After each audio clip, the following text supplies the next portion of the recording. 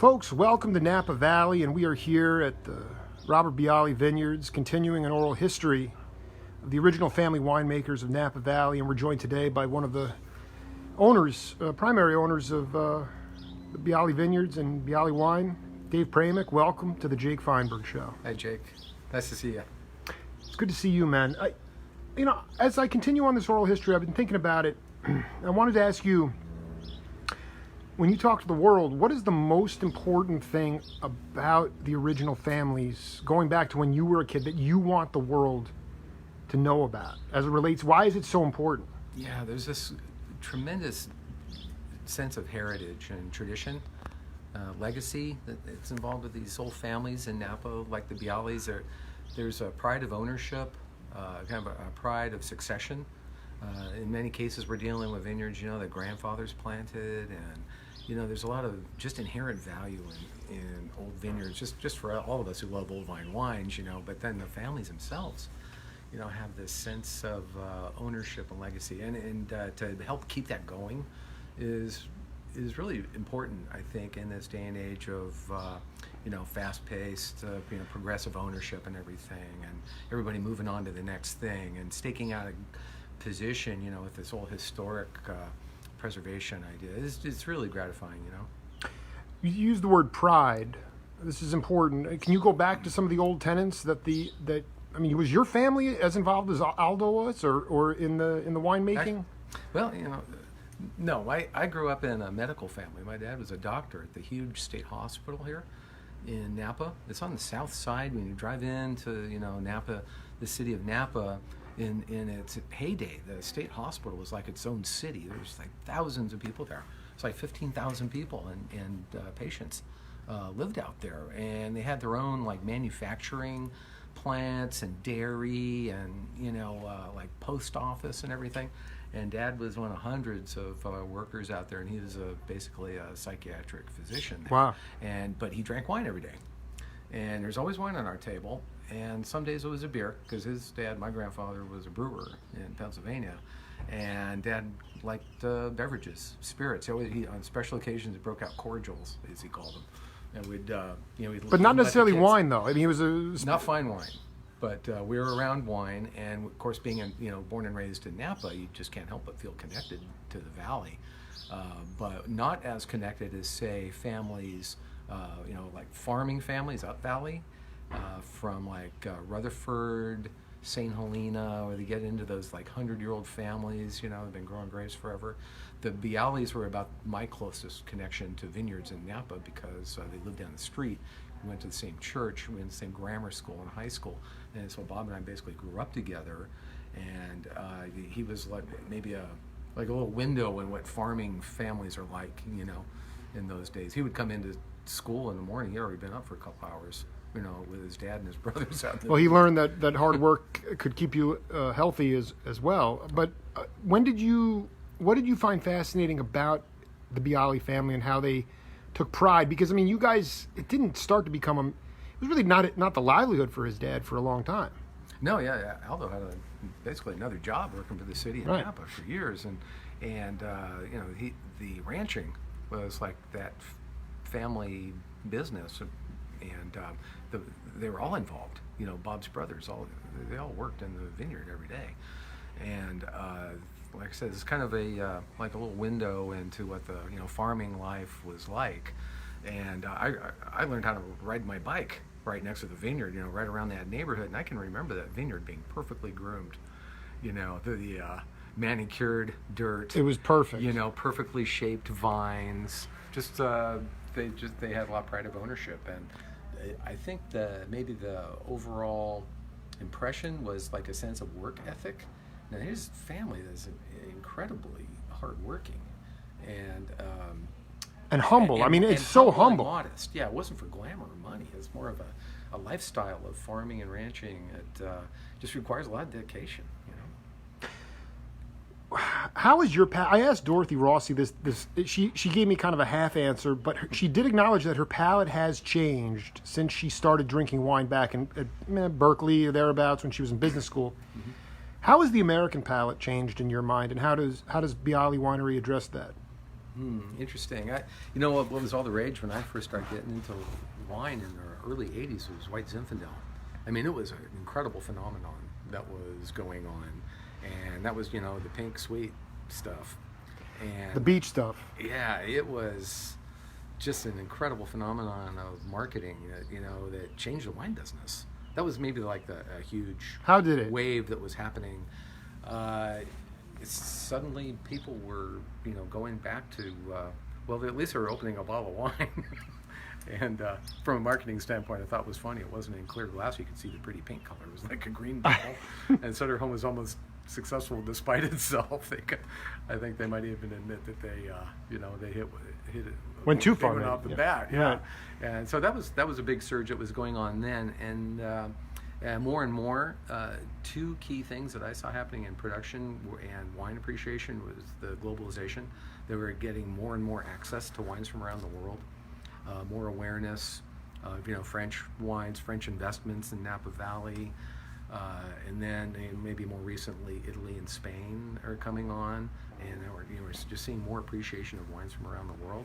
And then this other thing is this winery direct marketing, where wineries basically taking control of their own marketing at the winery, and basically selling the wines, telling their stories, developing wine clubs, and this creates a lot of opportunities for wineries to do smaller, more interesting things, develop their following, and that's the aspect of marketing I'd say I've been most interested in, and what I tried to apply to Biale when we started, and direct marketing. Can you just talk about, were you the one that came with the, when did you and Bob decide to take it to a business level? When you really wanted, I hate the word monetization, but when did you was it late 80s? When did it become evident that this was going to become a craze? Because, I was talking to Greg Rico, who's here from Sly Stone. Napa Valley was kind of laughed at in the 60s and 70s, as far as the wine compared to European wine. So when did it get real serious for you and Bob? And Bob and Napa in general, there's an incredible statistic. I can't remember right off the bat, but up until about 1960, the majority of wine in the United States is fortified wine. It's like the sweet, high alcohol stuff where I think that's where the term wino came from. People just, getting drunk on, cheap, high alcohal fortified stuff out of a brown bag, That's where it came from. That's where the word came Napa from. was this little pocket, up in Northern California where the conditions are great, and it had historic wineries like Beringer and Krug and Heights had really changed things. And Napa really is long-term reputation for great wine, and but not on a big scale. It's only like 4 or 5% of California's wine comes from Napa. And the Biales are one of those families that grew grapes and just sold them to the big wineries in those days. Maybe there's 10 or 12 wineries, and a major one was the cooperative winery, where it was basically a system where the families who grew grapes set up a processing plant where they could bring their grapes, and that was a home for the Biales grapes, like dozens of families, for a long time. As the co-op started to scale down and kind of fizzle out, and the family started losing a home for their grapes, and most of those grapes are bought by Gallo, basically, and the wine was bought by Gallo. As that started to scale down, families started looking for new homes for grapes, and the Biales were one of those families that were prompted to start getting serious about doing their own wine, because they had talked about it for a long time. So that was 1991. Yeah, 91. They finally pulled the trigger. Bob and his dad made this commitment to, okay, let's do something finally. But they had little expertise in marketing, sales, commercial production. So I came in as a partner to do marketing, sales, promotion, and it was a great opportunity for me because that's right in my wheelhouse. Yeah, but people want, just project a little bit louder. People want to hear your voice because you're dropping a lot of knowledge here. What can you talk about a time in your career where you faced a big challenge, or you faced some adversity from a marketing point of view, and how you relied on your stick-to-itiveness to overcome it and become stronger at what you're doing? Yeah, I think from the very beginning, there was a challenge to do this because the economy was, especially the wine market, was pretty soft when we came in. It was kind of recession time in 1991. I'd been working for big wineries prior to this, and it was tough to sell wine. And going into a small family project, shallow pockets, a lot of hope, not a lot of money. We're going into it thinking, man, we got to load our guns here. We got to do everything right, and we're going to have beautiful packaging. We got a great story. The wine's going to have to be first rate. We're going to have to introduce a style that's very respected, kind of an old world, more elegant, classy, sophisticated style, if you want to call it that. So we really, what we did right was not do one thing right, but we tried to do a number of things right, and you only get one. Like chance. What kinds of things specifically? Like, because I mean, even reinventing Zin. Yeah, reinventing Zen. That's a good way to put it. Elevating it. Oh, that's what I meant. Yeah. Elevating it. Because it was a huge production grape in California. There's a lot of it that was made in just like very, everyday sort of style supermarket wine. And being in Napa Valley with Zinfandel, we realized we have to do this really well for Zinfandel to be sustainable in Napa Valley, because we're competing with some very high-end wines so I think we were faced with a challenge from the beginning, just to do it better, and we got instant attention, from sommeliers, these wine guys and girls around the wine stores, and Debbie Zacharias in San Francisco at Ashbury Market. Is that where you're going today? Yeah, you're going to see her tonight. Unbelievable. Here is 27 years later, and she's one of those first people that said, "Hey, do you have a minute? Could you sit down and tell me about your wine? This is amazing stuff." And this is like a really up and coming wine person in San Francisco who got it, from the beginning. So we really got a nice bit of recognition from the beginning, because people who know their wines could see we were doing something special with Zinfandel. I was very proud of it. It was a supreme challenge from the beginning. But other challenges, along the way, it is very competitive out there. Like I said about globalization, there's more competition, there's more labels. You got to swim faster, run faster to keep up and set the pace, with among all these other producers. It's great to have. We have Alex Biale tuning in, by the way. Just he's Alex. Yeah, and Nice. I mean, what it comes down to is still the quality of the grapes. I mean, it comes down to the quality of the wine itself. Yeah. Even with the globalization of it. I mean, can you definitively say that you just made from the tip, you just made really good wine? Yeah. We adopted what we call the Burgundian approach. What would that mean? What is that? Yeah, Burgundy being based on Pinot Noir, and great Burgundies are made in small amounts from very special locations, very site-specific locations, in France, and they become very wines with tremendous identity because of where they're from. And Biale, with Old Vine Zinfandel, we thought, there's really unique character qualities of wine just because of where they're from. You can taste the place, in other words. Whereas, the Bordeaux model, it tends to be more blending and assembling wines. They call it assemblage, where Pinot Noir is like capturing the essence of that spot.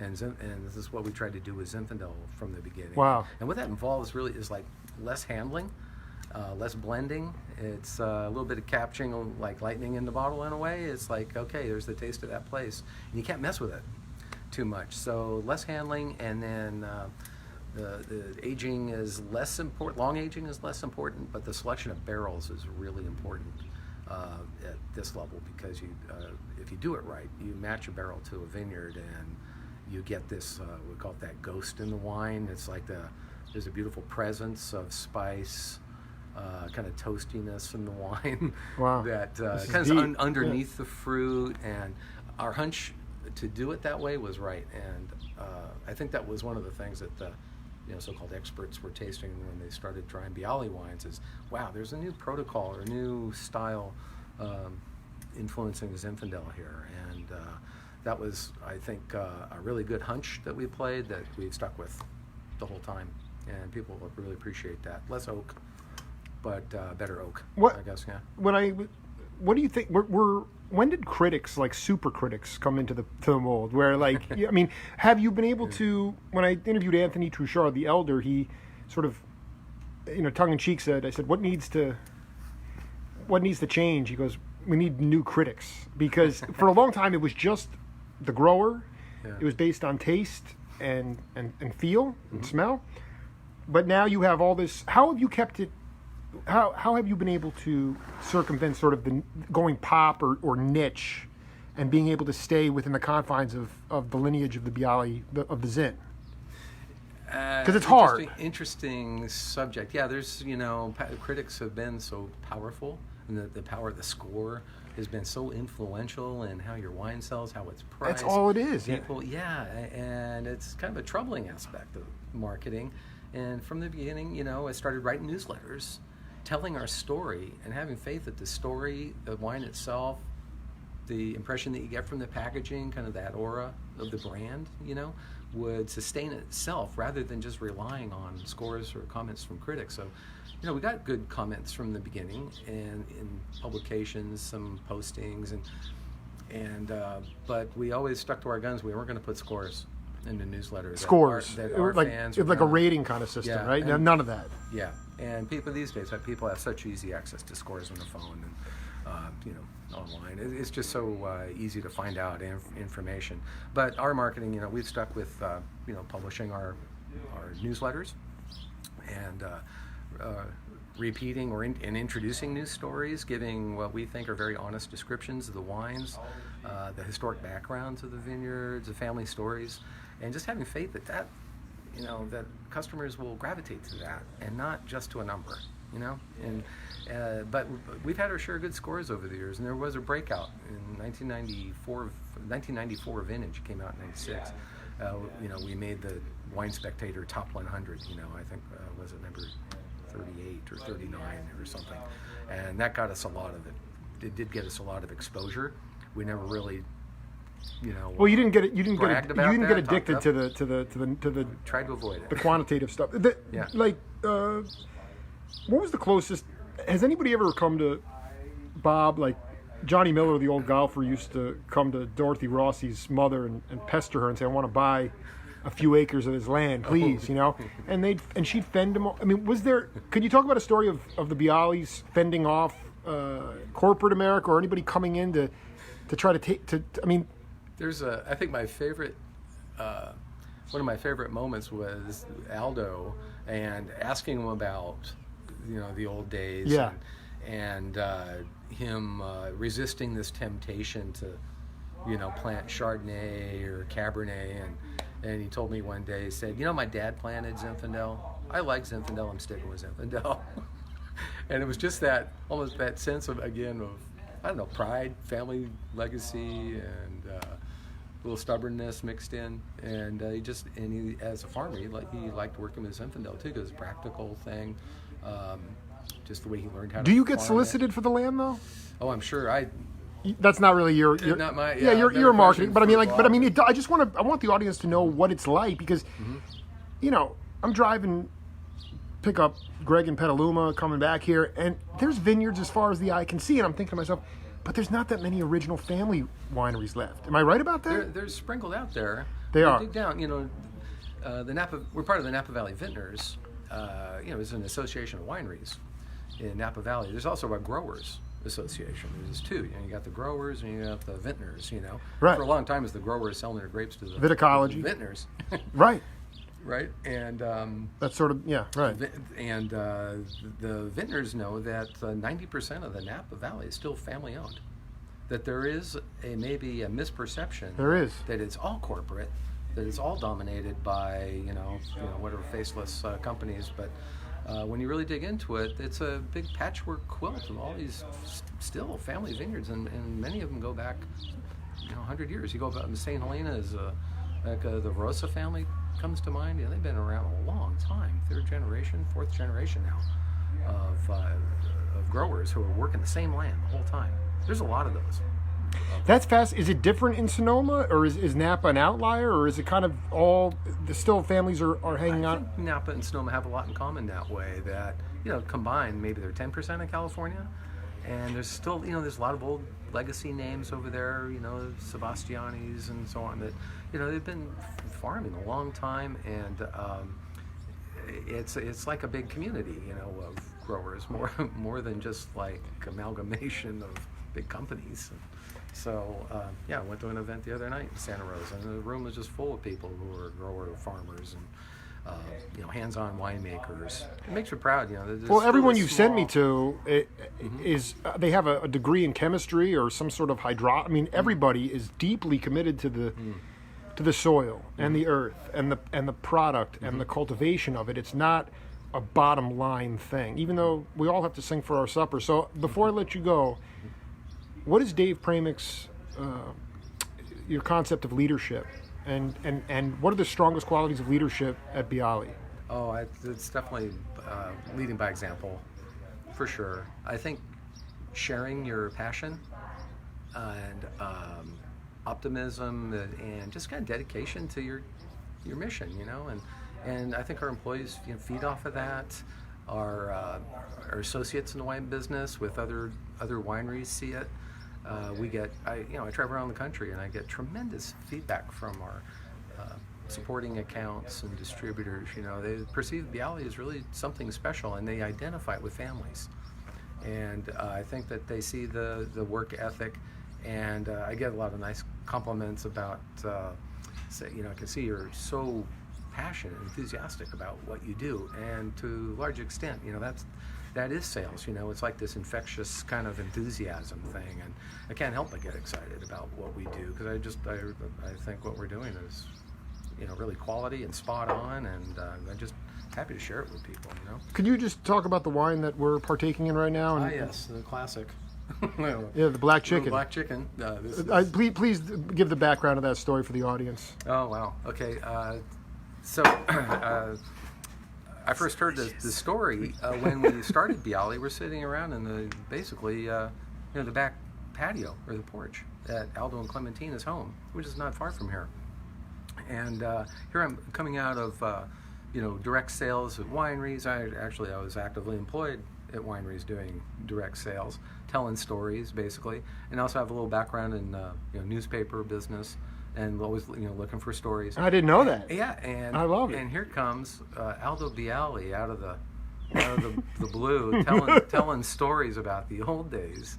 And mind you, I kind of grew up down the street, but I hear I'm kind of leaning forward in my chair with Aldo kind of starting to reveal some of the. This is before you were even history. birthed. I mean, this is before your time. Yeah, and we were talking about where the grapes used to go, and he went into this story about how his dad had died when he was only 13.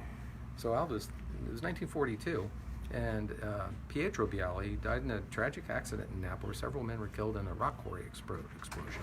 And Aldo had to become the man of the house and kind of take over the family farm with his mother, who was an Italian immigrant and was still learning English and kind of living off the land. And so after his dad had passed, he decided he could make a little extra money, by selling jugs of wine along with all this other farm produce they were selling around, eggs and fruits and vegetables. They had walnuts and prunes. A lot of the Italian immigrant families had orchards in those days too, and chickens, of course.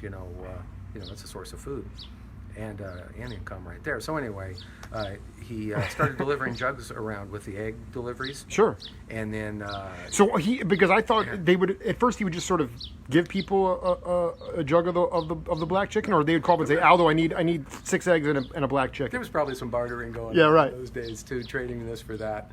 And so here I've got one of Napa's old timers, authentic, real deal Aldo Biale, opening up basically about an old secret that he had. And I said, Aldo, you're like a bootlegger when you were a teenager. That's awesome. I didn't know that. and I'm thinking, what else aren't these guys telling me? That's right. How am I doing here?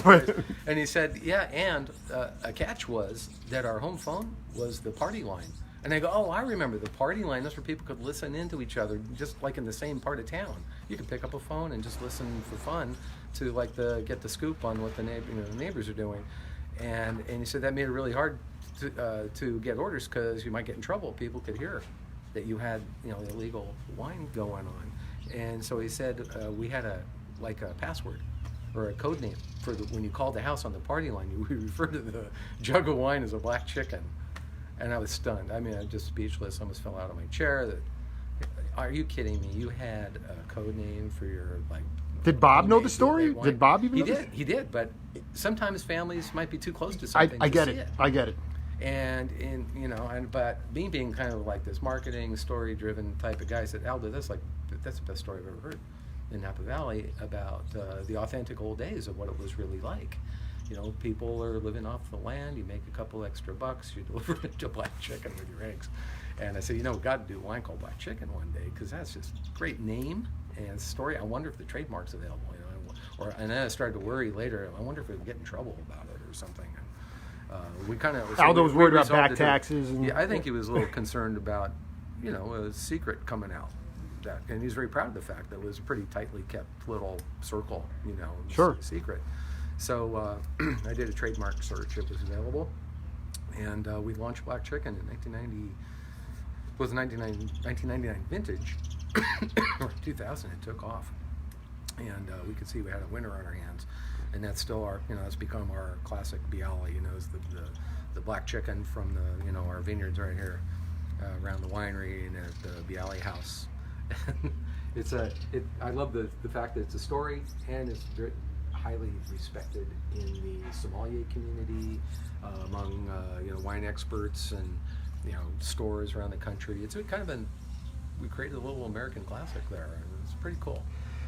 Well, what's on tap for you guys the rest of the year? I mean, obviously you're working all day, every day, but I mean, do you have anything that you want to publicize to the worldwide audience? Yeah, tonight we're at the Ferry Plaza in San Francisco, right down in the Embarcadero. Is amazing food mall that was converted years ago. It's the old ferry. You got to worry about overeating in this job.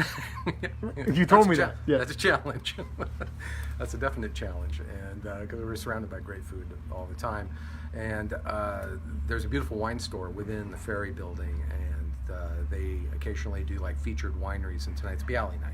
And so we got a few of us going down there, and we'll be pouring a number of our wines. We'll probably have up to 100 people doing like lineups of Biales. We call them flights. You put glasses next to each other. All for zins? Different wines. All zins. I think they have Petit Syrah tonight too, which I love.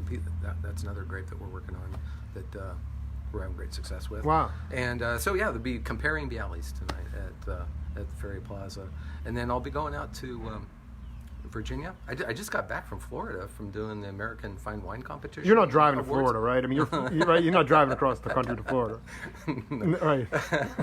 Old JetBlue. Okay. United Airlines. So the Florida event, we were recognized as Winery of the Year by the American Fine Wine Competition. We were one of 4 wineries that they recognized for their body of work, producing quality wine and our preservation story and mission. It was a really nice honor to receive. And then I'll be going to Virginia and Washington, D.C., visiting accounts there. I do a fair bit of traveling, doing as we call it, the FaceTime with people who follow our wines and carry them in their stores and restaurants. Before I let you go, how important is it to know directly the people that you are working with, the accounts that you have? There's an anonymity that I wasn't aware of that is there. That is not a big deal. But how important is it for Biale, for you guys, to know the people you're working with? Yeah, it's really important. The wine business is very interpersonal, and maybe there's a sense of trust you have to build, along with just the wine in the glass. There's this authenticity of your story. In our case, it's I think we have a lot of cred because we're farmers, and we grow grapes, and there's a lot of natural respect for that. But I think I speak for a lot of winery owners and sales managers. You go around, and it's really important to show up, right, and tell your story, introduce the new wine. Even though they liked it last year, they want to taste the new one. And I think there's just a relationship building thing there too, where they like to get to know you. And on the consumer level, people love to know who's behind the wines, production, especially if it's a family winery. People just love feeling connected to a family winery. So, you work on a different kind of, so you don't sound like a broken record. You're kind of doing a different riff every year. It's maybe the same thing, but it's like going up on the bands. Yeah, it's good. It's good to keep it fresh. Sometimes it feels repetitive, but getting such nice response to it all the time, right. I get, it's very flattering, and it pumps you up. Pumps up your ego a little bit that you're well liked and respected. It's really gratifying.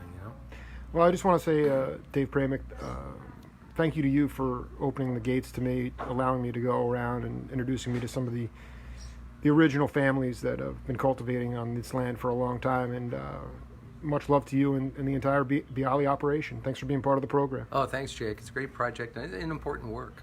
You're capturing some of these stories from our cohorts in the business. It's great stuff. It'll continue on. We'll be All right. back in a little bit. Everybody hang loose.